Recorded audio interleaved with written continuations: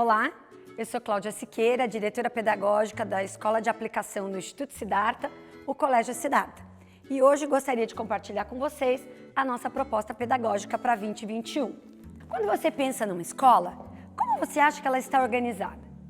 A priori, normalmente se pensa numa educação infantil, no ensino fundamental, séries iniciais, séries finais e ensino médio, certo? Mas pra gente, depois de todo o estudo da neurociência, o que começamos a repensar? Primeiro, quando você pensa no DGs, do G3 até o terceiro ano, nesse ciclo você tem como foco a construção de circuitos básicos neurais. Então, pra gente, esse é o momento do despertar do ser. E aqui nós temos o nosso primeiro ciclo. O ciclo 2 é quando eles já conseguem começar a abstrair. Nós vamos do 4º ao 7º ano e este ciclo tem como foco a construção de processos de abstração. Isso quer dizer, muitas vezes na escola nós pensamos em trazer processos de abstração antes do 4º ano e depois nós não sabemos por que as crianças têm maior dificuldade para desenvolver esse conceito. Quando nós caminhamos para o ciclo 3, é um momento de expansão. Para a gente, é do 8º à 3ª série do ensino médio. E este ciclo tem como foco elevar as redes hierárquicas neurais, ou seja, é a hora de transpor toda a questão de conhecimento para outras situações, principalmente para aquelas que não são escolares. E assim, nós reorganizamos toda a nossa instituição há mais de 2 anos, seguindo a neurociência. Vamos lá, ciclo 1, que é do G3, de crianças de 3 anos até o 3º ano. O ciclo 2, que vai do 4º ao 7º ano. E o ciclo 3, do 8º à 3ª série do ensino médio. Para a gente, isso foi um grande ganho, porque você sai daquela constituição básica que nós tínhamos na escola até então para repensarmos se a ciência avançou, por que ela não entra dentro da discussão na escola. E nós conseguimos projetos incríveis e desenvolvimento das crianças e dos adolescentes a partir do estudo de neurociência. Além disso, nós sabemos também que o mundo mudou. Se o mundo mudou, como será a escola que nós vamos fazer em 2021? O que ela deve considerar? E quais são as oportunidades para que a gente possa virar uma instituição educacional em algo efetivamente cada vez mais interessante para meninos e meninas? Os nossos princípios, eles não mudaram, porque o Siddhartha é um espaço todo organizado por princípio, porque metodologia você vai adequar, mas quando você fala em princípio, é algo que não muda. Eu quero compartilhar com vocês um pouco do que nos rege. Primeiro, teorias não substituem experiências de vida. Cada criança, cada jovem que tem oportunidade de estar conosco, vivendo essa jornada, vai sempre valorizar que se aprende em qualquer lugar, não exclusivamente na escola. Segundo ponto, sabedoria é reconhecer a unidade que existe na diversidade. Nós partimos do pressuposto que não existe um processo de inclusão. A inclusão é de todos nós. Quando você passa a pensar do ponto de vista de diversidade, você tem uma visão muito mais amplificada, inclusive de sociedade. E aí, quem passa por uma experiência Siddhartha, na realidade, o que nós esperamos? Que é essencial estimular a consciência do serviço à sociedade. Ou seja, cada indivíduo que passa uma jornada no Siddhartha deve devolver à sociedade toda essa experiência e reflexão sobre aprender, sobre colaborar, sobre pensar sobre o coletivo e essa situação não só acadêmica, porque você tem que unir as duas coisas. Quando a gente pensa nesse ponto de vista, é importante considerar, princípio não muda nunca. Então vamos lá, há 22 anos é assim que nós fazemos. Mas se considerarmos a situação atual do país, não tem como fazer um Siddhartha que não garanta a sua essência, mas que ele seja mais equitativo. E é essa a nossa proposta. Nos debruçamos e pensamos como poderíamos dar a oportunidade de pensarmos num Siddhartha para mais. Vamos conhecer como ficou? E aqui nós vamos dizendo o seguinte: é necessário alterar a cultura escolar. E o Siddhartha vem fazendo esse movimento há 22 anos. Quando pensamos em alunos, pensamos em pessoas potentes, curiosas e autoras. A escola, com muita competência, acaba tirando a curiosidade humana. E nós lutamos para preservar essa curiosidade. Quando falo de professor e pensamos aqui no Siddhartha, pensamos de um professor acolhedor. Porque quando um jovem, uma criança não se sente num ambiente seguro de aprendizagem, não vai aprender. A parte acadêmica, ela vem sempre depois da parte socioemocional, na parte de ter esse ambiente. Então, um professor acolhedor, mas ao mesmo tempo pesquisador dos processos de aprendizagem. E se ele é um pesquisador, com certeza ele vai ser autor da sua prática. E a família é algo que precisamos pensar como parceira, como colaborativa e engajada. Não acreditamos numa relação terceirizada. Nós somos convidados no processo de educação dos filhos e filhas de muitas famílias, porém não faremos nada sozinhos. Como estruturamos a proposta de aprendizagem para 2021? Muito bem, organizamos estas propostas estruturantes: o MOBA, o PRI e o JA. O que é o MOBA? São módulos base. Módulos base? Vou explicar para vocês. O módulo base está presente nos 3 ciclos, no ciclo 1, no ciclo 2 e no ciclo 3. Ele tem 4 frentes. Na realidade, você tem o Mentalidades Matemáticas, Linguagem e suas tecnologias, que vai abrir para a língua portuguesa e língua inglesa e ciência contemplativa. Compreendendo que linguagem e tecnologia, nós teremos tanto a língua portuguesa como a língua inglesa. Vamos a alguns dados.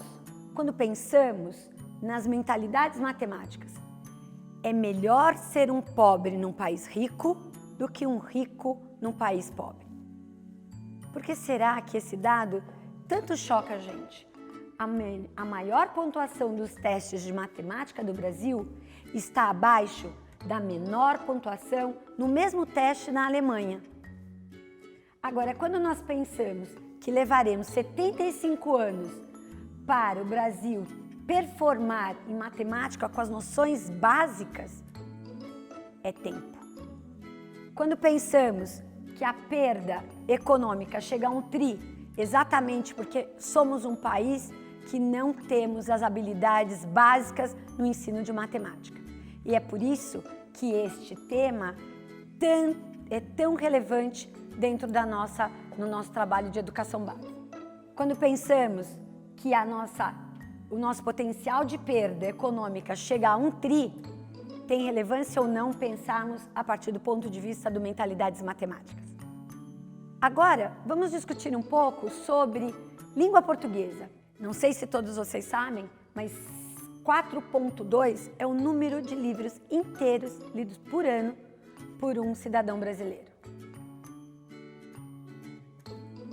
E quando eu penso que apenas 2% dos jovens que terminam o ensino médio são capazes de compreender textos longos com conceitos abstratos que vão trazer definições entre fato e opinião, e o que mais chama atenção, com base em pistas implícitas, ou seja, nós temos um país onde apenas 2% das pessoas são capazes de fazer uma interpretação de um texto com maior competência.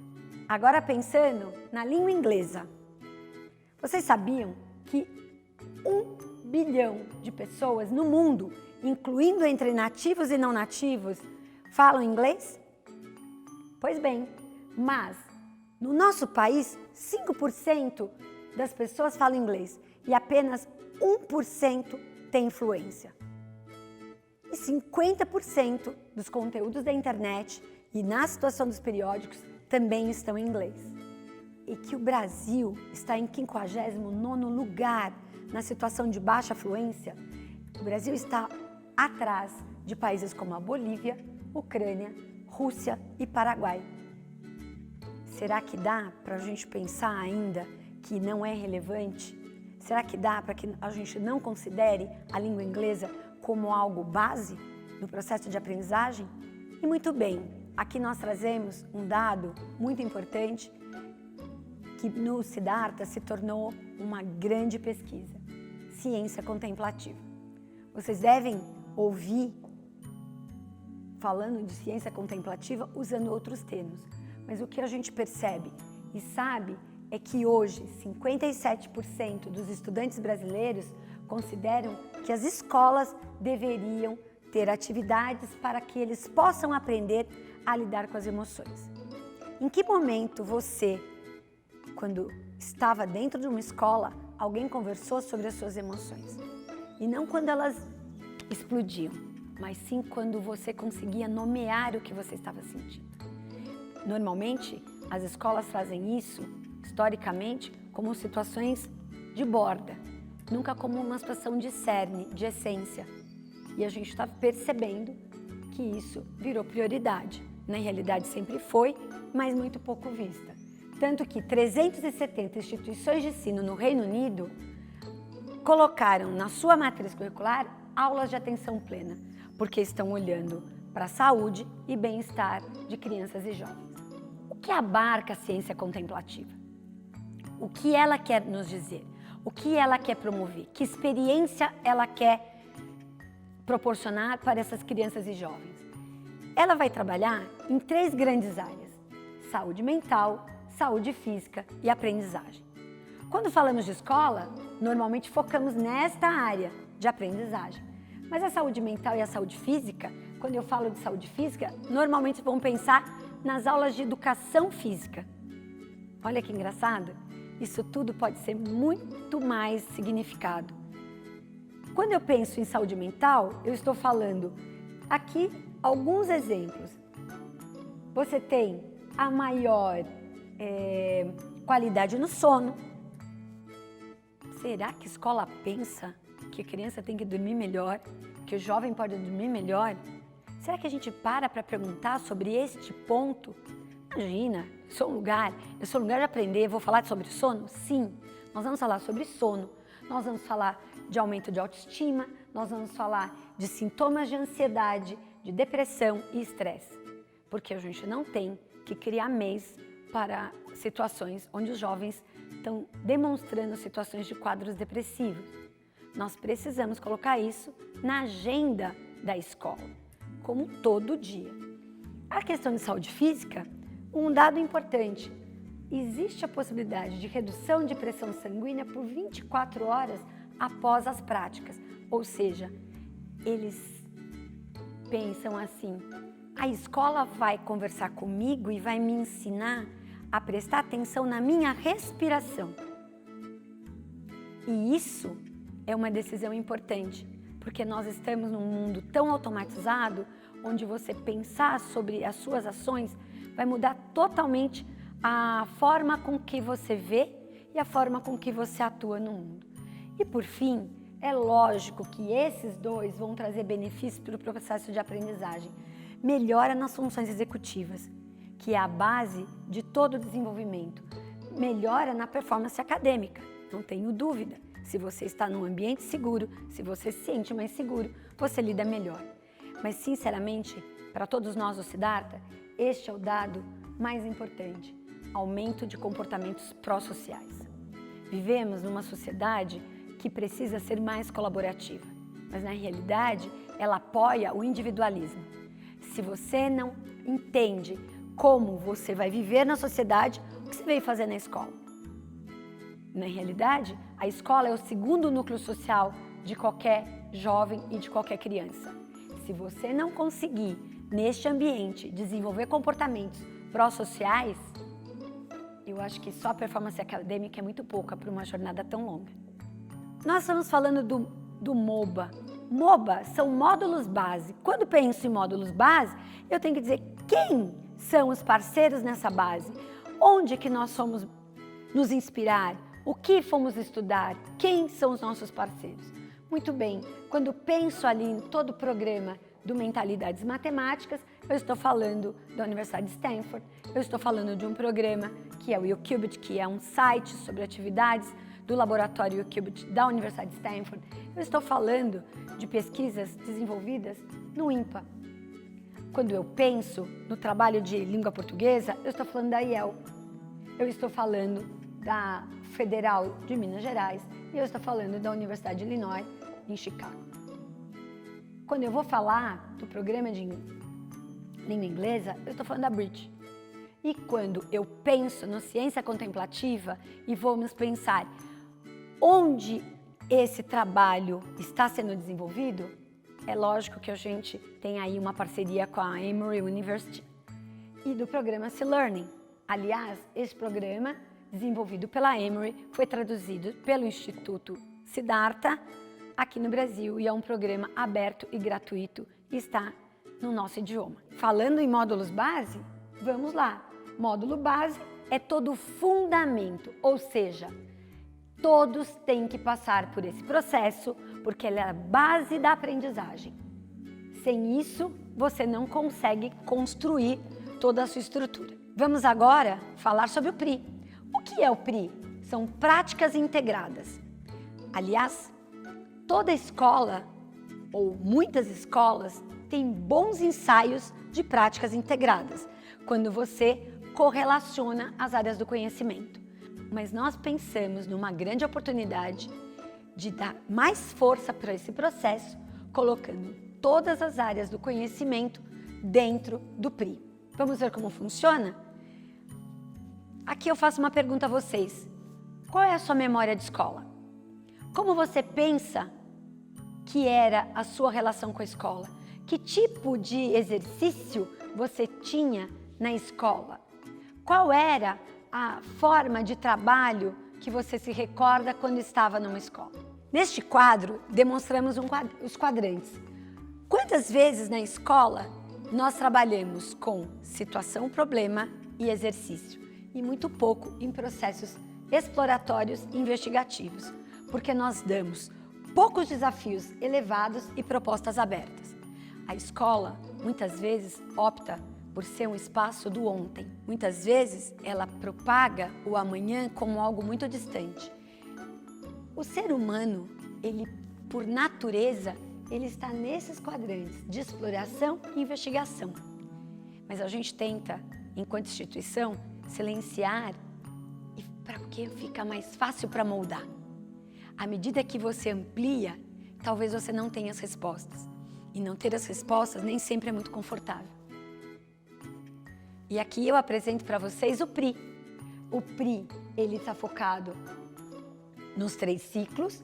No ciclo 1, ele vai trabalhar com as ciências humanas, com história e geografia, com linguagens, arte, educação física e ciências da natureza. Muito bem, agora pensando no ciclo 2, nós vamos acrescentar a língua espanhola a partir do 4º ano, já que o ciclo 2, ele é organizado do 4º ao 7º ano. Olá, eu sou a Camila Niemeyer, sou orientadora educacional do Colégio Siddhartha, o colégio de aplicação do Instituto Siddhartha. Lembra que a gente falou um pouco sobre como a neurociência fazia parte da organização estrutural da escola? Vamos ver como a neurociência agora contribui para as práticas integradas no ciclo 1, 2 e 3? No ciclo 1, conhecido como Despertar do Ser, que vai do grupo 3, que são crianças de 3 anos, até o 3º ano do ensino fundamental, a neurociência contribui para as práticas integradas porque é nesse momento dos projetos, da interação das crianças com os temas desses projetos que acontece a abertura de novas sinapses. Nesse período, a gente precisa desenvolver ao máximo propostas em que as crianças possam explorar e manipular situações concretas, porque nessa fase as crianças entendem o mundo por essas vias. O ciclo 2, conhecido como o período da abstração, que vai do 4º ano do ensino fundamental ao 7º ano, é justamente o período em que, partindo do que foi construindo de alicerce no ciclo 1, a gente começa o processo de transição para o pensamento abstrato das crianças. E é por meio das práticas integradas que esse desenvolvimento vai acontecer. Por quê? Porque novas sinapses vão sendo incorporadas às redes neurais que foram construídas no ciclo 1. O ciclo 3, conhecido como expansão, que vai do 8º ano do ensino fundamental à 3ª série do médio, Considerando os 2 ciclos anteriores, onde nós fomos construindo os alicerces e colocando redes hierárquicas uma sobre a outra, quando a gente chega nesse ciclo, a grande oportunidade de consolidar esses circuitos neurais que foram desenvolvidos nos ciclos anteriores. Então, dessa forma, os nossos alunos, dentro das práticas integradas, conseguem desenvolver expansão de conhecimentos de forma a aplicar, principalmente, na sociedade para a resolução de problemas. E no ciclo 3, nós temos a inclusão aqui de sociologia, filosofia, biologia, física e química. Vocês estão vendo todas as áreas do conhecimento, que são áreas regulares de uma escola, contempladas no nosso programa do PRI. A nossa questão é a forma. Como nós vamos acionar crianças e jovens para que possam fazer articulação e sinapses entre essas áreas. A escola é o único lugar que compartimenta as coisas, compartimenta o conhecimento. Agora acabou. Na realidade, a gente está aqui se esticando para fazer com que eles possam ver que tudo está interligado. Somos e temos grandes fractais de aprendizagem. O PRI, ele está contido entre a exploração e investigação. Se eu já disse para vocês que a curiosidade é inata do ser humano, por que ela some dentro da escola e quando você sai da escola, o que você deseja em profissionais, em pessoas, na sociedade, que elas sejam criativas. Mas elas passaram anos e anos tirando isso a cada dia. Como que devolve isso? É só atrapalhando menos. Agora nós temos mais um pedaço da nossa pirâmide de aprendizagem. O PRI, na realidade, demonstra para esses meninos e meninas que estão dentro do Siddhartha um conceito importante. E é um conceito social, é um conceito da interdependência entre os processos de aprendizagem e entre as áreas do conhecimento. Muito bem, a partir do ponto que ele tem toda a situação estruturante do fundamento, caminhamos para a segunda camada, que é a interdependência entre as áreas do conhecimento, e com isso ele ganha flexibilidade e uma elasticidade na sua forma de aprender. Vamos falar da jornada de autogestão? O nosso já? Muito bem, a jornada de autogestão ela é composta por 3 grandes blocos, ou seja, as assembleias, a aprendizagem autônoma e os hábitos de estudo. Muitas vezes, quando você vem à escola, você vem para fazer algo. A pergunta é, deveríamos estar na escola para que, no decorrer dessa jornada, desenvolvêssemos a autogestão de aprendizagem? Porque você se lembra do primeiro princípio? Você aprende em qualquer lugar? Se você aprende em todo lugar, em qualquer lugar, em que momento isso é ensinado para você? E quando você pensa que é necessário ter fóruns de conversa na escola, legitimados dentro da matriz, contemplados, é que significa que este lugar te ouve. Porque se é você que está vivendo essa experiência e ninguém ouve o que você está sentindo e como você pode deixar esse lugar melhor, não só para você, mas para os seus colegas e para outras crianças e outros jovens, você precisa criar exatamente essas 4 configurações. Primeiro, a Assembleia é um fórum de quê? É um fórum de diálogo. Ela é um espaço de construção e fortalecimento deste coletivo. Se nós dissermos que a escola é o segundo núcleo social que você convive, qual é o conceito de coletivo? Quando que você aprende a ser colaborativo? Temos falado e lemos muito sobre economia colaborativa, mas a educação precisa também ser colaborativa. E a gente também busca, nos momentos de assembleia, a questão de soluções. A solução está no coletivo. Elas são construídas a partir das percepções e das vivências. E, por fim, um ponto bem importante e pouco explorado no ambiente escolar, as assembleias também são um fórum de um ambiente regenerativo, porque você precisa trabalhar para que aquele ambiente ele seja virtuoso, para que ele seja harmonioso, para que todos se sintam respeitados e seguros para falar o que sente, para dizer o que não está entendendo e não ser ridicularizado e que não tenha nenhuma situação onde aquela pauta não seja legítima. Para nós, toda pauta é legítima e tudo que eles querem discutir é possível discutir. A gente não deixa para amanhã e a gente não segura o que naquele momento cada um está sentindo. Vamos falar de hábito de estudo? Esse também está colocado tanto no ciclo 1 como no ciclo 2. Em que momento da sua vida escolar alguém parou para te ensinar a estudar? Pensa um pouco. Lembra-se quando começaram as provas? Lembra quando o professor falava assim, o que você já sabe? O que você estudou? Na realidade, a escola é um espaço para aprender a estudar, mais do que saber coisas. Saber coisas é importante, mas se você sabe estudar, você se torna um explorador. E quando você se torna um explorador, ele não tem fim. E isso você aprende. De que forma? Com duas frentes. Você tendo consciência que é importante no momento da sua vivência da escola, você ter técnicas de estudo e que você tenha estratégias de estudo. Eu vou exemplificar para que vocês possam perceber. Quando eu falo em técnicas de estudo, você sabe para que, em que momento você faz uma síntese ou você utiliza uma síntese? O que é um fichamento? E um mapa conceitual? Qual é a sua melhor forma para estudar um tema, para que você possa se apropriar? E estudar não é estudar para a prova, é estudar para aprender, é estudar para que tenha uma relação de pertencimento a você, aquele conhecimento. Quem estuda para a prova, estuda uma vez para ficar livre.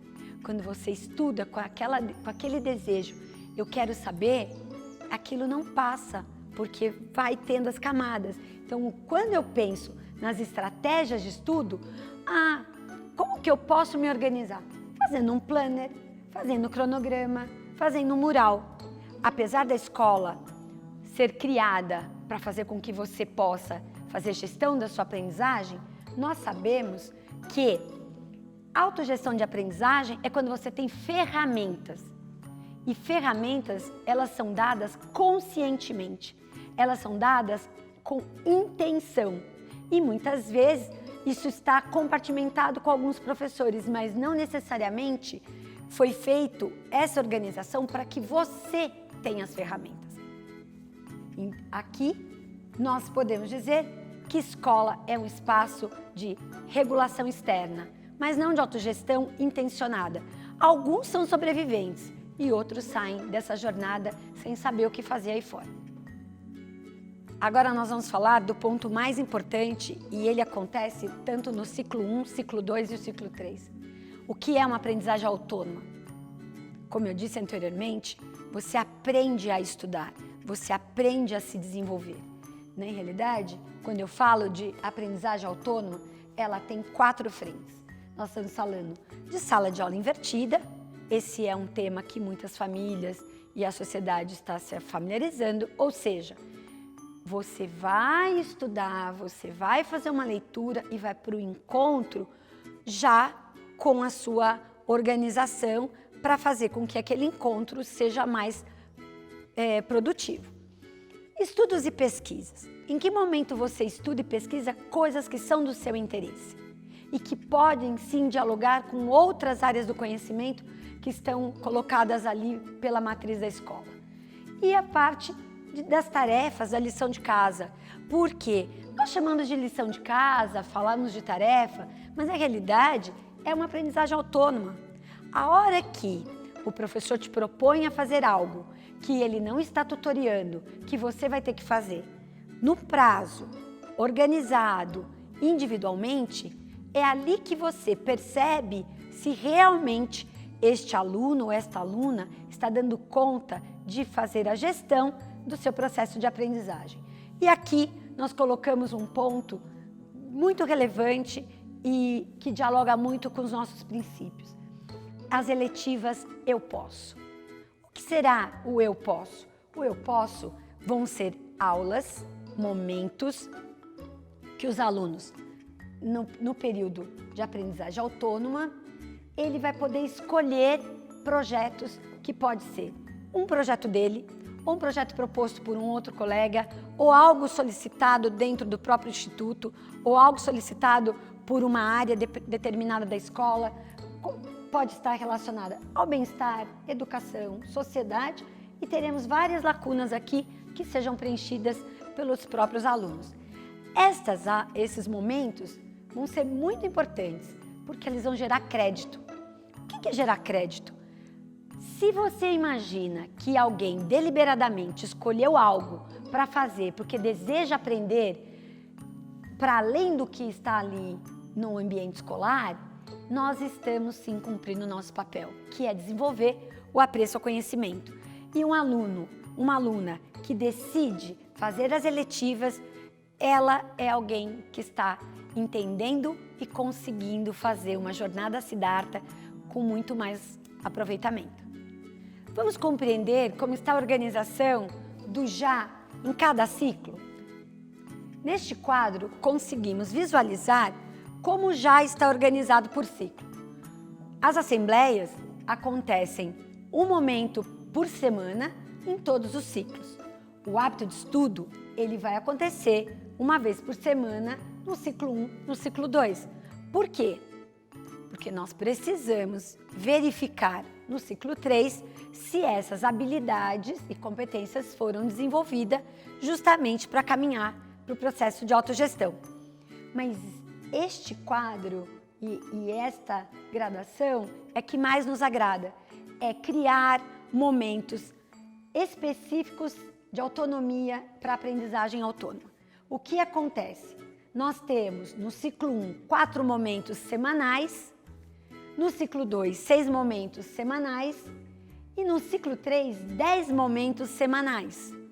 Porque é dessa forma que nós podemos verificar como você vai desenvolver a autogestão da sua aprendizagem. E para que possamos checar essa autogestão, precisamos dar espaço para que possamos observar e ajudar e modelar para que esses meninos e meninas, esses jovens, tenham espaços legítimos para demonstrar como estão aprendendo a estudar, como estão ficando mais curiosos e como estão administrando o tempo, coisa que muito adulto talvez ainda nem tenha aprendido. Vamos entender como a pirâmide de aprendizagem ficou constituída e ficou organizada? Muito bem, falamos do MOBA, que é toda a parte de fundamento, falamos do PRI, que é o momento da compreensão da interdependência. Para quê? Para construirmos toda a parte de autogestão de aprendizagem com já. E sabemos que dentro dessa configuração, as tecnologias digitais, ela vem de forma transversal, como ferramenta e mais uma ferramenta para nos ajudar a fazer com que essa jornada Siddhartha seja cada vez mais significativa na vida de todos. Se falamos de tudo isso e esse é o nosso desejo de trabalhar com todos que fazem parte do Siddhartha, vamos entender como funciona e em que tempo faremos isso? Muito bem, decidimos sermos uma escola de período integral. O que significa? Significa que nós queremos um tempo para que todo esse processo tenha a sua organização. Não dá para pensarmos de outra forma. Então vamos ver. O período integral, ele começa a acontecer do ciclo 1 e vai até o ciclo 3. A nossa educação infantil, ela tem aí 3 formatos. Nós temos um ninho pela manhã, um ninho pela tarde e um ninho estendido. O ciclo 1, que nós vamos trabalhar com o primeiro, segundo e terceiro ano, eles entram às 7h30 e saem às 15h20.